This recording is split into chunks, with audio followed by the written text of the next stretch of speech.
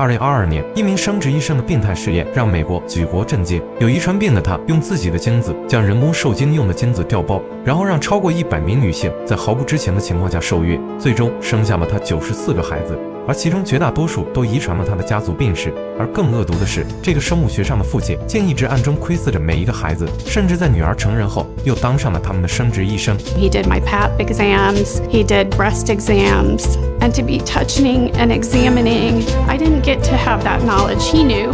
他利用患者对孩子的渴望，暗地里却实施着一个变态计划，而这一切还得从一个女孩说起。雅各巴一直觉得他和家人不一样，家人都是黑头发黑眼睛，而他却是金发碧眼，所以他总是忍不住问母亲自己是不是捡来的。直到10岁那年，母亲才告诉雅各巴，他是通过精子捐献出生的。因为父亲当年不能生育，母亲才找了唐纳德医生做了人工受精。唐纳德是印第安纳州马里昂县最有名的不孕专科医生，手术成功率极高。他承诺会找一个与父亲外貌相似的捐精者进行手术。之后，母亲成功怀孕，并在克莱因的接生下诞下了雅各巴。身为一名独生女，雅各巴一直渴望能拥有兄弟姐妹。他听说一名捐精者的精子最多可以使用3次，便猜想自己可能还有同父异母的兄妹。于是，在1999年，18岁的他找到唐纳德医生，希望能得到捐精者的电话以及母亲的病历，以便他能查到自己的身世信息。但唐纳德严词拒绝了他，并表示他母亲的病历早就销毁了。由于当时没有商业化的基因检测，雅各巴只好打消了探寻身世的念头。直到2014年，他偶然看到一则基因检测广告，于是便抱着好奇的心态去做了检测，但结果让他大吃一惊。他不仅有7个同父异母的兄妹，还被诊断出一种名叫马凡综合症的遗传病。按照规定，有家族遗传病的人禁止捐精，而且为了规避近亲结婚，每位捐精者精子的使用不得超过3次。显然有人无视规定，进行了违规操作。为了揭开真相，雅各巴找到他的同胞们一起追踪精子的来源。有次闲聊时，有人突然开起了玩笑，如果捐精者是医生本人，那岂不是特别疯狂？没想到玩笑很快得到了验证，他们通过父系匹配找到了一位名叫西尔维亚的远房表姐，而她的表弟居然就是唐纳德医生。一切迹象都在表明，他们母亲的生殖医生很可能就是他们的亲生父亲。雅各巴顿时感到一阵恶心。I think we probably already knew, but we were hoping wasn't true. 唐纳德为何要这样做？他究竟做了多久？他们到底还有多少个同胞？无数个疑问在雅各巴脑海里涌现出来。然而面对雅各巴的质问，唐纳德不仅全盘否认，还坚决不肯提供他的基因来自证清白。雅各巴只好通过短信将此事告知了唐纳德4个孩子，并询问他们是否做过捐精，却都得到了否定的答案。不久之后，唐纳德的儿子道格约雅各巴见面，他表示已经跟父亲谈过，他承认自己的确是几人的生父，只因当时他实在找不到合适的捐精者，便违规使用了自己的种子，但这样的行为绝不超过10次。唐纳德显然在撒谎，因为很快就有了第14位同胞朱莉。而这次唐纳德的行为更加令人发指。和雅各巴不同的是，朱莉的父亲可以生育，只需做1次人工受精就能成功怀孕。可手术时，唐纳德却将对方的精子扔掉，然后用自己的精子代替，让朱莉母亲怀上了他的孩子。几十年后，得知真相的朱莉一家几乎崩溃。It just completely washes away your identity, and you really have no idea who you are anymore. 朱莉产生了自我怀疑和身份危机，而她的父亲更是难以接受。唐纳德不仅偷走了他的生育权，更是践踏了他作为父亲的身份和尊严。My husband started crying. He says, he's taken everything away from me. 在道格的安排下，雅各巴等6位同胞与唐纳德见了一次面，但没想到这场会面竟会如此惊心动魄。唐纳德藏了一把若隐若现的手枪，似乎在对他们无声的威胁。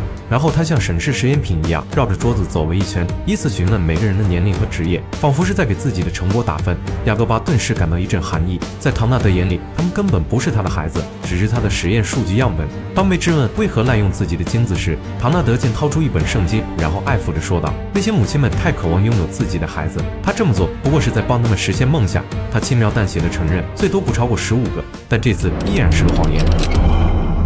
马特是第17位受害者。据他母亲回忆，每次找唐纳德看诊时，无论什么时候，办公室里都只有唐纳德一个人。现在他才明白，当自己躺在手术台上时，唐纳德正在别的房间做着不可描述的龌龊事。I'm putting my feet in the stirrups, getting ready for him to bring in. He was in some other place in the office. I was raped 15 times and didn't even know it. 随着更多的同胞出现，雅各巴意识到事情肯定不简单，唐纳德一定有着某种不为人知的阴谋。于是他向印第安纳州州检察官写了一封举报信，希望官方能彻查此事，但投诉邮件全部石沉大海。无奈之下，他只能找当地媒体在电视上曝光了此事。虽然在人群中引起巨大轰动，但鉴于唐纳德一直拒绝提供 DNA， 这件事一直没有实质性进展。但媒体的曝光也让更多的受害家庭浮出水面。丽莎的丈夫看到报道后，觉得妻子跟雅各巴长得很像，便建议妻子去做检测。可丽莎对此却不屑一顾。当初母亲做手术时，父亲可是一直陪在她的身边，而且还提供了精液样本，怎么可能会有问题？但检测结果还是证实了丈夫的猜测。而更可怕的是，丽莎不仅认识14号朱莉，他们的女儿还常常在一起打篮球。 When we get a new sibling alert, you're praying, please don't let it be somebody I know, or please don't let it be somebody I dated. And I'm sure it's bound to happen.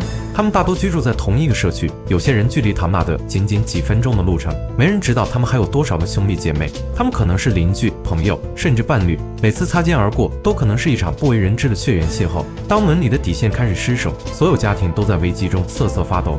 可唐纳德不仅没有丝毫歉意，反而用卑劣的手段展开了报复。他拆掉大家的汽车轮胎螺丝，将朱莉保存在云端的材料和邮件删除，甚至雇佣他人持枪跟踪，以此来威胁警员闭嘴，不要再追究此事。但唐纳德这样做，无疑是因为他知道还有更多的孩子存在。于是雅各巴决定自己进行调查。他翻遍了唐纳德所有文章和博客，最终发现他曾在1963年开车撞死过一个小女孩。唐纳德声称这件事让他愧疚万分，因此选择皈依宗教。抱着回馈社会的心态，他用借腹生子的方式来偿还当年的罪孽，但这显然是一种扭曲的诡辩。雅各巴认为这背后必定藏着某种更为显露的秘密，因为他发现唐纳德曾经给一个叫建代组织的捐拨款，而这个组织本质上是一个邪教，其目的是尽可能多的生出孩子。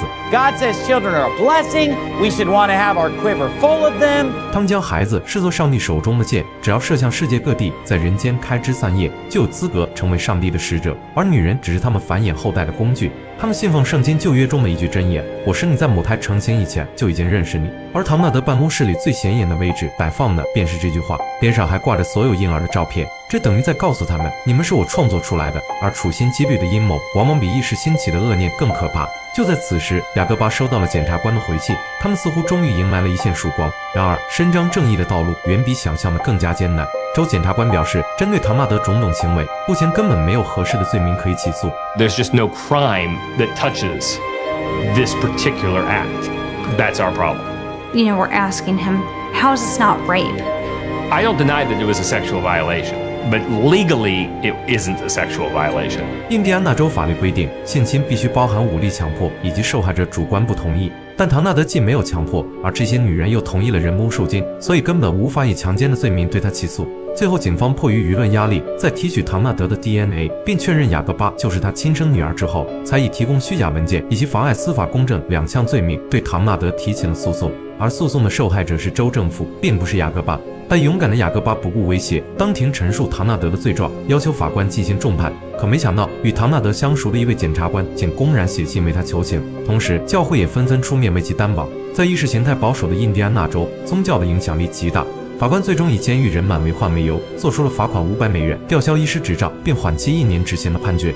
雅各巴付出了2年的努力，结果唐纳德却近乎于5岁释放，继续过着逍遥的退休生活。而那些遭受伤害的人们却只能生活在阴影中，他们全都陷入身份认同的危机，还遗传了唐纳德的家族病。朱莉患有凝血障碍，而卡莉则被结肠问题困扰。艾丽森和双胞胎妹妹都有遗传缺陷，而这些疾病在他们母亲这边从未有过，显然都是遗传自唐纳德。更可怕的是，唐纳德明知自己是艾丽森的生父，却仍担任他的妇科医生长达2年。这种扭曲的行径简直令人作呕。虽然唐纳德没有受到惩罚，但在雅各巴和众多同胞的努力下，印第安纳州已经通过立法，将不正当的人工受精定为非法。但美国还没有整个联邦的法案。目前已经发现44名医生使用自己的精子为患者受精，而唐纳德是其中次数最多的，共有94名子女被人发现，而这一数字仍在持续攀升。血缘本应是最温暖的羁绊，最后却变成了冰冷的枷锁，甚至是一颗随时可能爆炸的伦理核弹。它给受害者带来的伤害比任何遗传病更加致命。我们总说科技让秘密无处可藏，可当医疗体系仍保留着监管漏洞，而且还不会受到法律惩罚时，谁又能保证不会出现下一个唐纳德？